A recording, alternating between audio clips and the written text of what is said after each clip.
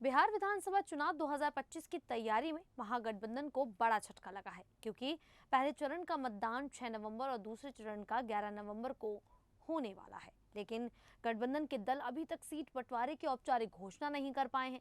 RJD, Congress, CPI, ML, VIP, CPM और Indian inclusive party IIP जैसी पार्टियां मिलकर एनडीए से मुकाबला करने का दावा तो कर रही हैं, लेकिन बातचीत टूटने से ऐसा लग रहा है कि जैसे वे बिना प्लान के ही चुनावी मैदान में उतर आए हों।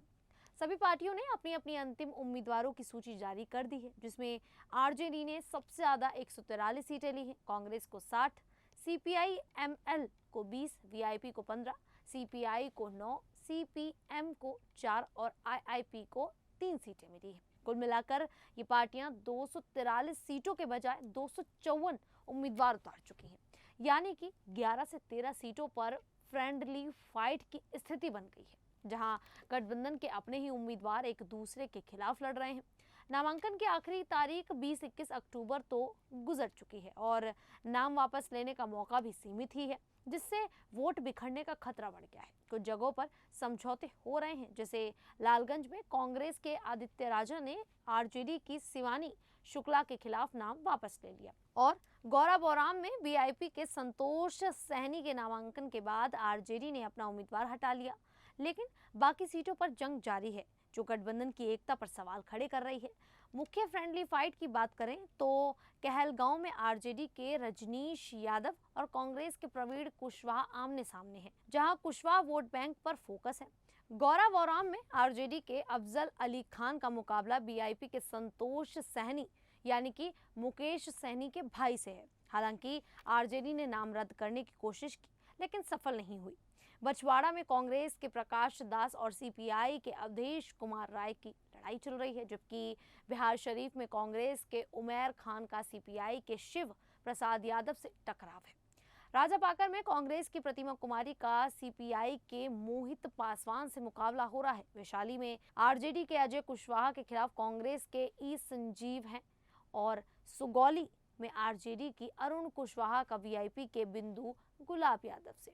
सुल्तानगंज में कांग्रेस के दीपक यादव और आरजेडी के शाश्वत केदार पांडे आमने सामने हैं, जबकि चैनपुर में वीआईपी के बाल गोविंद बिंद का आरजेडी के ब्रिज किशोर बिंद से टकराव है। पूर्णिया में कांग्रेस के मिथिलेश निषाद का आईआईपी के अनीश चौहान से मुकाबला चल रहा है। करगहर में कांग्रेस के संतोष मिश्रा का सीपीआई के महेंद्र प्रसाद गुप्ता से और सिकंदरा में आरजेडी के उदय नारायण चौधरी का कांग्रेस के विनोद चौधरी से। ये सीटें ज्यादातर यादव, मुस्लिम और दलित पिछड़ी जातियों वाले इलाकों में हैं, जहां वोट स्प्लिट से एनडीए को आसानी से फायदा हो सकता है। ये सीटें ज्यादातर यादव, मुस्लिम, दलित और पिछड़ी जातियों वाले इलाकों में हैं, जहां वोट स्प्लिट से एनडीए को आसानी से फायदा हो सकता है और कुछ सीटों जैसे महाराजगंज और जमालपुर पर समझौता हो गया है, जहां कांग्रेस ने नाम वापस ले लिया, लेकिन कुल 11 सीटों पर अभी भी जंग बाकी है। इस बीच टिकट न मिलने से नाराज कई पुराने नेता बगावत पर उतर आए हैं। सबसे चर्चित नाम रितु जायसवाल का है, जो 2020 में आरजेडी के टिकट पर लड़ी थी, लेकिन इस बार टिकट कटने पर उन्होंने निर्दलीय नामांकन भर दिया। इससे गठबंधन को और नुकसान हो सकता है। पूर्णिया के सांसद पप्पू यादव, जो खुद को कांग्रेसी बताते हैं, उन्होंने लालू प्रसाद यादव और तेजस्वी से गठबंधन धर्म निभाने की अपील की है। उन्होंने कहा कि 12 सीटों पर दोहरे उम्मीदवार उतारना एकता के खिलाफ है और कांग्रेस को फैसला लेना चाहिए। पप्पू ने चेतावनी दी कि गलत टिकट बंटवारे से गठबंधन कमजोर हो रहा है, इसे वापस लाओ वरना नुकसान होगा। वहीं बीजेपी के प्रदेश अध्यक्ष दिलीप जायसवाल ने तंज कसा कि महागठबंधन की आंतरिक सरकार और टिकटों की खरीद फरोख्त बिहार के मतदाता देख रहे हैं। उन्होंने कहा कि बिना सीट बंटवारे के ये कैसे सरकार चलाएंगे, जब अपने ही एक दूसरे को चुनौती दे रहे हैं।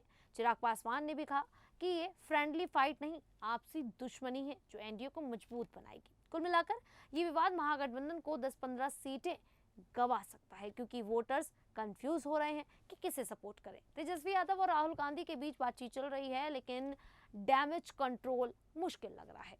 जेएम और आरएलजेपी जैसी पार्टियां सोलो मोड में चली गई हैं, जो गठबंधन को और कमजोर कर रहा है। बिहार के 243 सीटों वाले इस चुनाव में सामाजिक समीकरण जैसे यादव मुस्लिम गठजोड़ पर असर पड़ेगा। एनडीए मजबूत दिख रहा है, लेकिन अगर गठबंधन ने जल्दी समझौता किया तो पलटवार संभव है। वोटर्स अब ये देख रहे हैं कि क्या ये दोस्ताना जंग दोस्ती तोड़ देगी, क्या मजबूत बनाएगी। खैर, अब इस पूरे मामले को लेकर आप लोगों को क्या लगता है? क्या सच में आरजेडी और कांग्रेस मिलकर सब कुछ महागठबंधन में ठीक कर भी देगी या फिर नहीं? आप हमें अपनी राय कमेंट करके जरूर बताइएगा। अभी के लिए इतना ही, फिर हाजिर होंगे ऐसी ही देश और दुनिया जुड़ी बड़ी खबरों के साथ।